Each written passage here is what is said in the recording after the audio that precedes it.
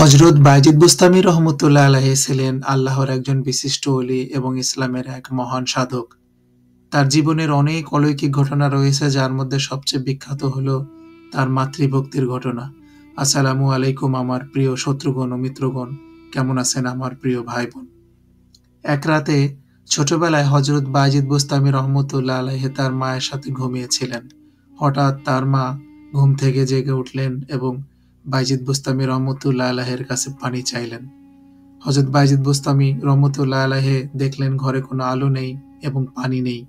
পানি আনতে বাইরের কুয়োতে যেতে হবে। তিনি ধীরে ধীরে উঠে গেলেন এবং অন্ধকারে হাত পা আঁতড়ে পানি নিয়ে ঘরে ফিরে এলেন।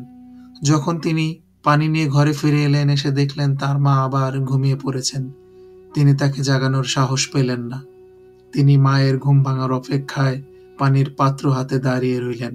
সারা রাত তিনি একইভাবে দাঁড়িয়ে রইলেন যাতে মা তার জেগে ওঠেন এবং তখনই তিনি পানি দিতে পারেন। সকাল হলো, ফজরের আজান দিল এবং মা ফজরের আজানে নামাজ পড়ার জন্য উঠে গেলেন। উঠে তিনি বিস্মিত হয়ে দেখলেন তার পুত্র তার পাশে পানি হাতে দাঁড়িয়ে রয়েছেন। তিনি জিজ্ঞেস করলেন, হে প্রিয় পুত্র, তুমি কি সারা রাত এভাবে পানি হাতে দাঁড়িয়েছিলে? তখন হযরত বায়জিদ বুস্তামি রহমতুল্লাহ আলাইহি বিনয়ের সঙ্গে উত্তর দিলেন, হ্যাঁ মা, আপনাকে কষ্ট দিতে চাইনি, তাই সারা রাত পানি হাতে এভাবেই আপনার জন্য অপেক্ষা করেছি। এই ঘটনায় তার মা কেঁদে ফেললেন এবং দোয়া করলেন, আল্লাহ যেন তোমাকে জ্ঞান এবং আধ্যাত্মিক শক্তি দান করেন। পরবর্তীতে দেখা যায় আল্লাহ তাআলা তার দোয়া কবুল করেছেন এবং হযরত বায়জিদ বুস্তামি রহমতুল্লাহ আলাইহি এক মহান আউলিয়া হিসেবে পরিচিতি লাভ করেছেন। তার অসংখ্য অলৌকিক ঘটনাবলীর মধ্যে মাতৃভক্তির এই ঘটনাটি অন্যতম।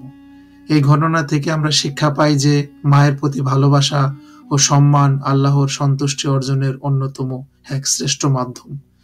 আপনাদের যদি এই কাহিনী ভালো লেগে থাকে তাহলে অবশ্যই কমেন্টস করবেন, আর পরবর্তী ঘটনার জন্য অবশ্যই লাইক, শেয়ার আর সাবস্ক্রাইব বাটনটি চেপে দেবেন। ধন্যবাদ সবাইকে।